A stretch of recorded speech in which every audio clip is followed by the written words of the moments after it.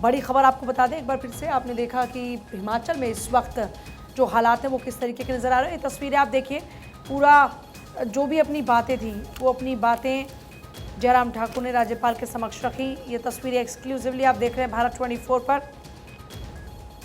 हिमाचल में कांग्रेस सरकार गिरने की आशंका, ये फिलहाल तस्वीरें इस वक्त आप देख रहे हैं एक्सक्लूसिवली। ये तस्वीरें आपके सामने हैं। देखिए, अभी जो सबसे बड़ी बात है वो ये कि हिमाचल में हमले बोले जा रहे हैं और पिछली बार के मुख्यमंत्री ये आरोप लगा रहे हैं कि सरकार के हाथ से बहुमत जा चुका है, कांग्रेस के हाथ से बहुमत जा चुका है। राज्यसभा चुनाव के नतीजे घोषित हुए। हिमाचल प्रदेश के एक सीट पर चुनाव में बीजेपी प्रत्याशी हर्ष महाजन की जीत और सत्तारूढ़ पार्टी कांग्रेस के उम्मीदवार अभिषेक मनु सिंघवी की हार हुई क्रॉस वोटिंग में से। और उस क्रॉसिंग वोट के बाद उस तस्वीर के बाद में अभी फिलहाल आप हिमाचल की ये तस्वीर आप देख रहे हैं, जहां पर लगातार हमलों का दौर जारी है। हिमाचल में हार संकट में सुक्खू सरकार, ऐसा इसलिए कहा जा रहा है क्योंकि जयराम ठाकुर ने ये कहा कि हमारे पास क्या आंकड़ा उससे ज़्यादा इम्पॉर्टेंट हो जाता है ये बात कि कांग्रेस के पास से वो जादुई आंकड़ा जा चुका है। देखिए, सबसे बड़ी बात है कि बीजेपी के जो खुद के विधायक हैं वो भी उनके साथ में इस दौरान में मौजूद रहे।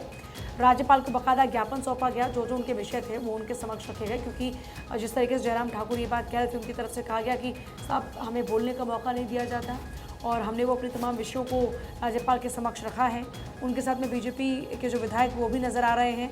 सुक्खू सरकार बहुमत अपना साबित करे, जयराम ठाकुर इस मौके पर ये बात कहते भी नजर आए। राज्यपाल को मौजूदा हालात की जानकारी दी है, उन्होंने इस बात का जिक्र किया। उन्होंने बताया कि कौन कौन से उनके विषय हैं, ये सरकार को सत्ता में रहने का हक नहीं, वो ये बात भी कहते हुए नजर आए। राज्यपाल से जयराम ठाकुर की मुलाकात की तस्वीर आप देख रहे हैं, उनके साथ में उनका पूरा डेलीगेशन पहुंचा। बीजेपी विधायक भी इस मौके पर उनके साथ में मौजूद रहे, वो तस्वीरें आप इस वक्त देख रहे हैं। और जयराम ठाकुर ने कहा कि स्पीकर हमारे विधायकों को सस्पेंड कर सकते हैं। राज्यपाल से मुलाकात के बाद पूर्व सीएम और विधानसभा में नेता प्रतिपक्ष सुखविंदर सुक्खू ने कहा, राज्यसभा चुनाव के बाद बीजेपी के कैंडिडेट जीते हैं, सरकार बहुमत में थी लेकिन फिर भी हम जीते। वर्तमान में सरकार को सत्ता में रहने का अधिकार नहीं है। जयराम ने कहा कि विधानसभा स्पीकर हमारे विधायकों को सस्पेंड कर सकते हैं लेकिन उनको ये अधिकार नहीं है। कांग्रेस की सरकार हमारी वजह से नहीं बल्कि अपनी वजह से संकट के अंदर है।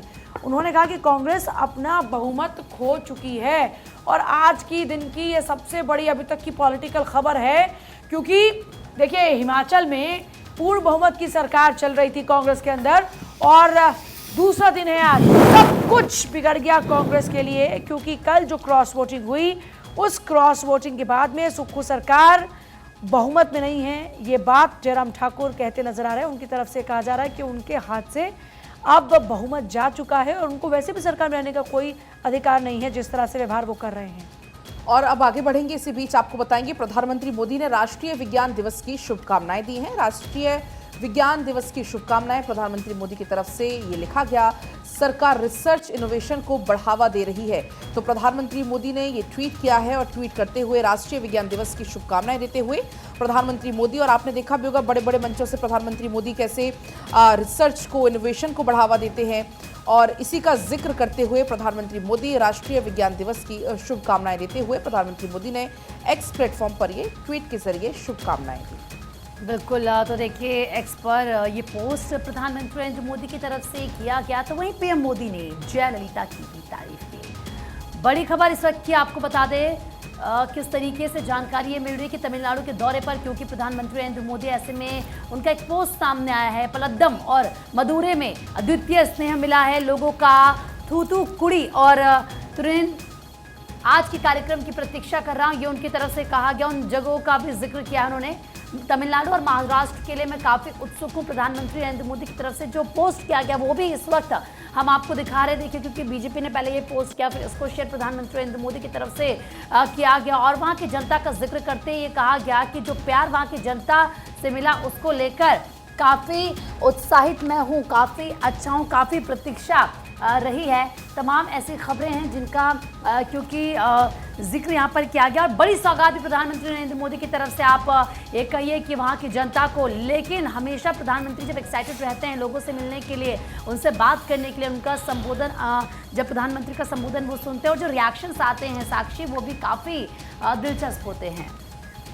और इस बीच पीएम मोदी ने जयललिता की तारीफ भी की। केरल में दोहरे अंक में सीट का दावा उनके द्वारा किया गया। केरल और तमिलनाडु में पीएम मोदी के निशाने पर विपक्ष रहा। राहुल गांधी के ऊपर तंज कसा गया, कांग्रेस पार्टी के ऊपर तंज कसा गया, लेकिन जयललिता की यहां पर वो तारीफ करते हुए नजर आए। उनके नेतृत्व की भी सराहना पीएम मोदी अपने साउथ के दौरे के दौरान करते हुए नजर आए। पूजा देखिए, बिल्कुल तमिलनाडु के दौरे पर रहे प्रधानमंत्री मोदी। पूरा ज़बरदस्त आपने देखा कि लोगों का उत्साह नजर आया। बड़ी बात यह है कि तमिलनाडु पर पूरा फोकस इस वक्त प्रधानमंत्री मोदी कर रहे हैं। बड़ी बात यह भी है कि वहाँ पर बीजेपी का वोट परसेंटेज पिछले चुनावों को उठाकर देखें तो बहुत कम रहा है, डबल डिजिट में भी नहीं हुआ। लेकिन अभी लगातार वहाँ पर प्रयास किया जा रहा है कि तमिलनाडु में इस बार बीजेपी बड़ी मजबूती के साथ दस्तक दे। और केरल में दोहरे अंक में सीट का दावा किया है। पीएम मोदी ने जयललिता की तारीफ भी की। केरल और तमिलनाडु में पीएम मोदी के निशाने पर है विपक्ष और लगातार वहां की सरकार को घेरा प्रधानमंत्री मोदी ने। केरल में दोहरे अंक में सीट का दावा उन्होंने किया। केरल और तमिलनाडु में देखिए, एक बात समझनी होगी कि जब 400 पार का नारा दिया तो उस 400 पार में सबसे इंपॉर्टेंट बात यह है कि साउथ जो मिशन है उस पर ज़्यादा फोकस इसलिए भी किया जा रहा है क्योंकि लगभग 130 से ज़्यादा की सीटें हैं साउथ में और वो 130 सीटें भी बड़ी इंपॉर्टेंट है इक्वली। इसीलिए एक एक राज्य पर बारीकी से फोकस किया जा रहा है और वहाँ के गणित पर पूरा फोकस किया जा रहा है। इस बीच और जो बड़ी खबरें बताएंगी पहले आप बिल्कुल आगे बढ़ेंगे। बड़ी खबर आपको बताएंगे, जेपी नड्डा ने रामनाथ कोविंद को सौंपे हैं सुझाव। वन नेशन वन इलेक्शन पर सुझाव सौंपे गए हैं। बीजेपी और एक साथ चुनाव कराने का विचार 1984 से बीजेपी के चुनाव घोषणा पत्र का यह हिस्सा रहा है। इंडियन एक्सप्रेस के हवाले से ये खबर है।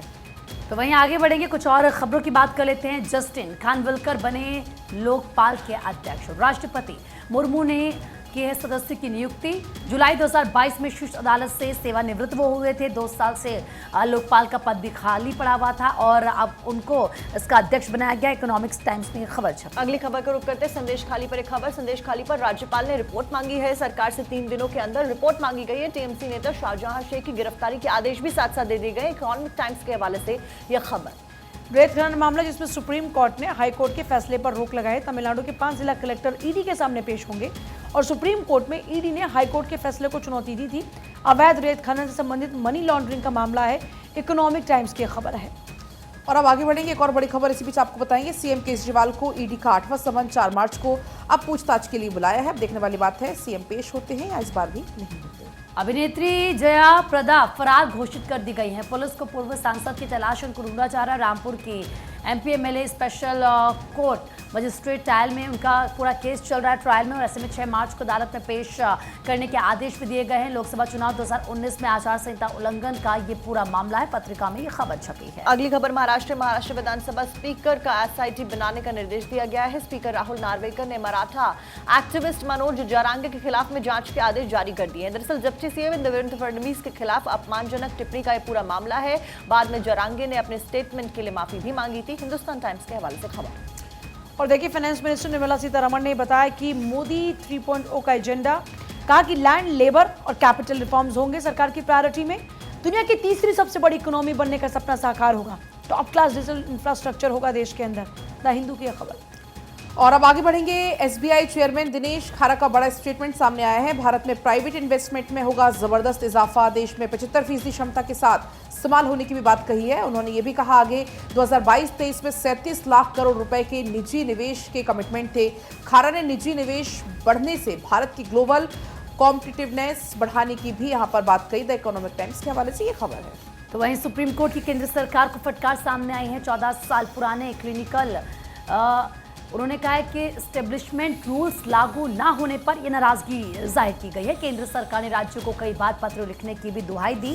सुप्रीम कोर्ट ने हेल्थ केयर को बताया है मौलिक अधिकार। तो वहीं निजी और सरकारी अस्पतालों में इलाज के दामों में एक रूपता लाने के भी निर्देश दिए गए हैं। टाइम्स ऑफ इंडिया की खबर। अगली खबर मणिपुर से। मणिपुर में किडनैप हुए एएसपी को सुरक्षा बल ने छुड़ाया है। मैतेई संगठन के लोग घर से उठा ले गए थे एएसपी को। इलाके में सेना तैनात की गई। दैनिक भास्कर के हवाले से खबर।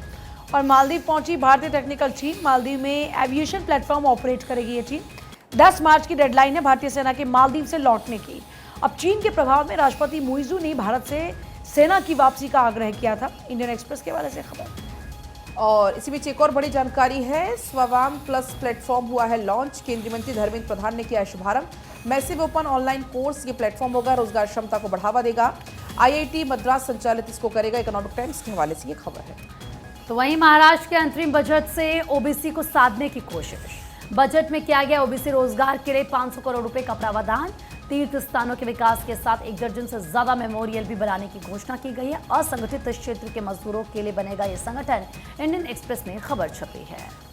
फाइनेंस मिनिस्टर निर्मला सीतारमण की मुख्यमंत्री ममता से खरी पश्चिम बंगाल सरकार के ड्यू फंड्स पर स्पष्ट किया अपना स्टैंड। फाइनेंस मिनिस्टर ने कहा कि आम जनता के टैक्स के पैसे नहीं बटेंगे बंगाल की नकली लाभार्थियों को। फाइनेंस मिनिस्टर सीतारमण ने लगाया पश्चिम बंगाल में 25 लाख फेक जॉब कार्ड होने के आरोप। इंडियन एक्सप्रेस के हवाले से खबर। और आगे बढ़ते हुए एसबीआई चेयरमैन दिनेश खारा का बड़ा स्टेटमेंट। भारत में प्राइवेट इन्वेस्टमेंट में जबरदस्त इजाफा होगा। देश की 75% क्षमता के इस्तेमाल होने की बात उन्होंने कही है। कहा कि 2022-23 में 37 लाख करोड़ रुपए के निजी निवेश के कमिटमेंट थे। खारा ने निजी निवेश बढ़ने से भारत की ग्लोबल कॉम्पिटिटिवनेस बढ़ने की भी बात कही है। द इकोनॉमिक टाइम्स की खबर। और इसी बीच एक और बड़ी खबर है। केंद्र सरकार ने 8,350 करोड़ रुपए के छापे इलेक्टोरल बॉन्ड्स। आपको बता दें 29 दिसंबर से 15 फरवरी के बीच में छापे गए 1 करोड़ रुपए के फेस वैल्यू के इलेक्टोरल बॉन्ड्स सरकार ने 2018 में शुरू किए थे। इलेक्टोरल बॉन्ड्स छापने की प्रक्रिया तब से अब तक कुल छप चुके हैं 35,660 करोड़ के बॉन्ड्स। इंडियन एक्सप्रेस के हवाले से खबर। जनवरी 2026 तक महाराष्ट्र की डीजीपी रहेंगी रश्मि शुक्ला। इसी साल 3 जनवरी को 1998 बैच की आईपीएस रश्मि बनी थी डीजीपी और इसी साल 30 जून को होना था रिटायर्ड। महाराष्ट्र सरकार ने सुप्रीम कोर्ट के डीजीपी के कार्यालय का हवाला कर दिए हैं 3 जनवरी 2026 तक कार्यकाल बढ़ाने के आदेश। इंडियन एक्सप्रेस के हवाले से खबर। इस बीच बेंगलुरु के व्हाइट फील्ड में पेड़ काटने पर केस दर्ज किया गया है। जीआर टेक पार्क और सालारपुरिया प्रॉपर्टीज पर एफआईआर दर्ज की गई है। 19 पेड़ अवैध तरीके से काटने की शिकायत के ऊपर पहुंची थी मुख्यमंत्री सिद्धरामैया के पास। सीएम के ओएसडी ने म्युनिसिपल अधिकारियों को एक्शन लेने के लिए ताकीद भी दी। और इंडियन एक्सप्रेस के हवाले से खबर। और देखिए छोटे शहरों में साइबर अपराध बढ़ रहे हैं। बिक रही है फिशिंग किट। एनसीआरबी एफसीआरएफ रिपोर्ट का विश्लेषण। अपराधियों के लिए ऑनलाइन काउंसलिंग की भी बात कही। ईरान में अमेरिका हमारा दुश्मन, इसकी गूंज सुनाई दी। हिजाब हितैषी फोर्स प्रचार में डटी हुई है। ईरान में 1 मार्च को होगा चुनाव। जनहित के मुद्दे लेकिन इसमें गायब है। सर्वोच्च नेता को साधने में प्रत्याशी जुटे हुए हैं। तो वहीं सोशल मीडिया इन्फ्लुएंसर अब्दू रौसिक ने ईडी को स्टेटमेंट दिया है। अपने वकीलों के साथ ईडी के मुंबई ऑफिस पहुंचे थे अब्दू और ऐसे में कथित ड्रग ट्रैफिक अली असगर शिराजी के बारे में बयान दिया। TV reality show big boss में हिस्सा ले चुके हैं अबू रौसिक। तो वहीं इंडियन एक्सप्रेस में ये खबर प्रमुखता से छपी है। अगली खबर मालदीव से। मालदीव पहुंची भारतीय टेक्निकल टीम। मालदीव्स में आपको बता दें कि एविएशन प्लेटफॉर्म ऑपरेट करेगी ये टीम। 10 मार्च की डेडलाइन दी गई है भारतीय सेना के मालदीव से लौटने की। चीन के प्रभाव में राष्ट्रपति मोइजू ने भारत से सेना की वापसी का किया था आग्रह। इंडियन एक्सप्रेस के हवाले से खबर।